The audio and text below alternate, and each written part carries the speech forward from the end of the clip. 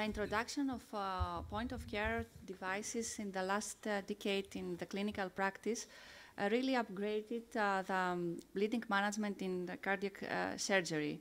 And it's well established in the literature that the use of viscoelastic test resulted in reducing allogenic blood products exposure and the need for reoperation unrelated to surgical bleeding.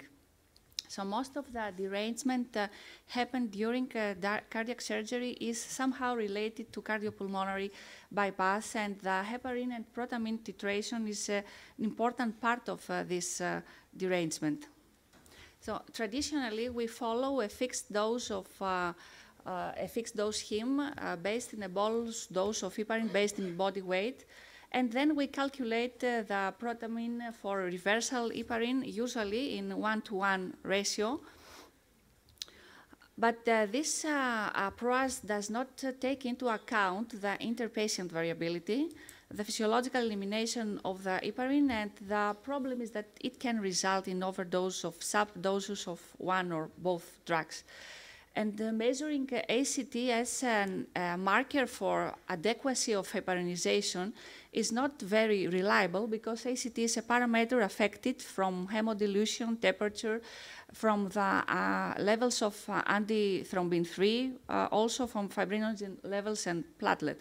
That's why it seems that ACT is the minimum standard of care because there are a lot of factors not considered, like heparin activity variability, because it depends from antithrombin levels.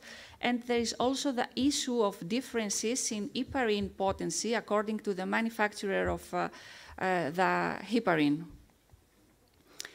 And protamine is not only a drug that can simply reverses the effect of heparin, it has also adverse effects in coagulation because it can activate platelets and can reduce platelet function. It can also enhance the fibrinolysis, and it also interferes with the clot strength. And usually the 1-to-1 ratio results in overdose of protamine. And keep in mind that in the absence of residual circulating heparin, protamine might itself enhance bleeding. It's an anticoagulant agent. So the precise titration of heparin and protamine, it's very helpful for the patient. It's also in the guidelines. I would like to present you a recently published study from our department focusing in platelet function.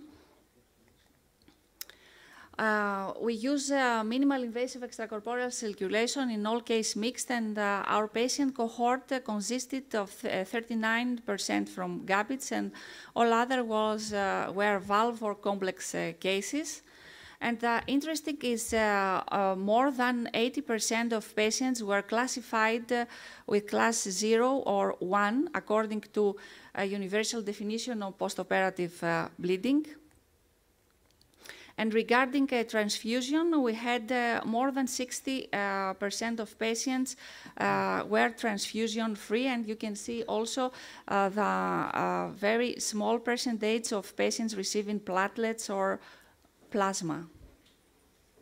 And very interesting finding in this study was the preservation of platelet function regarding receptors, regarding ADP and thrombin receptors. You can see here that postoperatively there is a minimum deterioration of those type of receptors, while in the literature with concerning platelet function during surgery with conventional type of circuit, the functional receptors is always deteriorated. And the possible explanation of this is the evidence that microcirculations is well preserved in minimal invasive extracorporeal circulation, and plus the heparin and protamine titration is also associated with better preservation of platelet function. So the additive effect of these two strategies, the titration of heparin and protamine and the use of minimal invasive extracorporeal circulation, resulted in a platelet preservation strategy. So our philosophy is prevent rather than correct. And this is a study ready for submission. We focused in thromboelastometry data during cardiac surgery with MiECC. And here the interesting finding is that the contribution of platelet to clot strength, it's a parameter called elasticity, seems to decrease only 12%, while in the literature the decrease of this parameter is 27%. So it seems that also MiECC leads to a preservation of clot quality.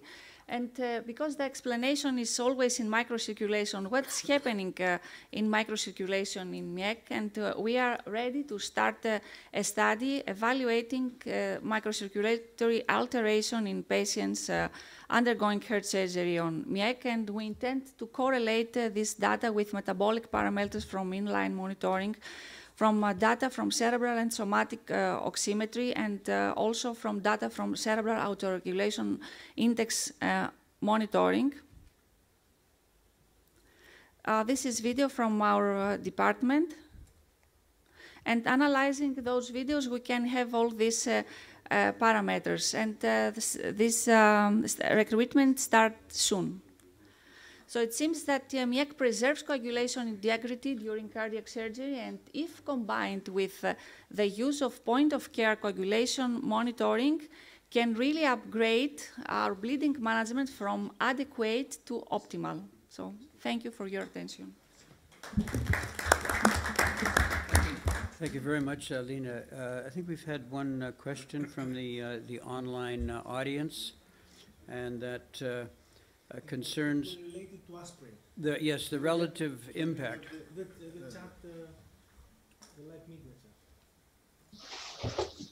chat. Well, can you hear me? This is Eberle. Can you see the questions? There was a question to the text.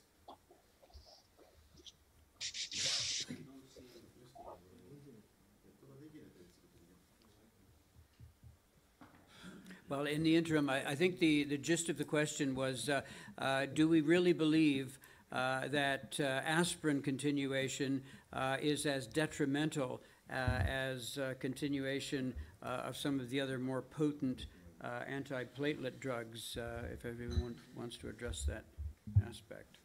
Yeah, I'll take that question. Thank you. No, it's not. In fact, in our units, and certainly in the UK, most of us patients come to surgery on aspirin without discontinuing it, because the risk of discontinuing it is far too great, versus the bleeding risk is not that bad. The corollary of that is if you're on dual antiplatelet therapy or on a P2Y12 inhibitor alone, that does increase bleeding risk, and that's something we do need to think about. So if you're bringing a patient for emergency surgery, you may still need to continue with the P2Y12 inhibitor because you haven't had time to discontinue it. But if you're planning elective surgery for these patients, then discontinuing the clopidogrel or taclopidine or ticagrelor is the preferred option ahead of surgery. But aspirin we should be continuing right all the way through to the operating time. Thank you. Well, thank you very much. We're going to move on from bleeding considerations to just a couple more aspects of anaesthetic considerations. And I'm just going to talk about the role of what we've been talking about and of minimally